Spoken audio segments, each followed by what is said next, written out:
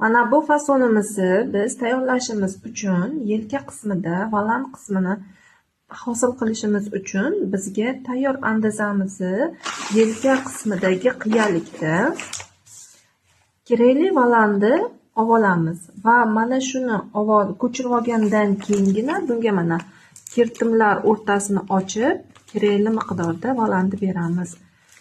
Oldi va yon qismlari, demak o'zinikini o'ziga berishimiz kerak. Bundan oldingi videolarda ham xuddi shu narsani ko'rsatib o'tganman. Yengdikini mana aylanib o'zini joyiga keladi. Mana bu yon qismimiz ham o'zini joyiga keladi. Biz agar bunday aylana holatda oladigan bo'lsak, yon qismimiz chiqmasligi mumkin, kirib ketish, chiqib ketish holatlari bo'ladi. Mana bunday holatda bo'ladi. Juda ham chiroyli volant, demak o'zinikini o'ziga ishlatishimiz kerakligini bunda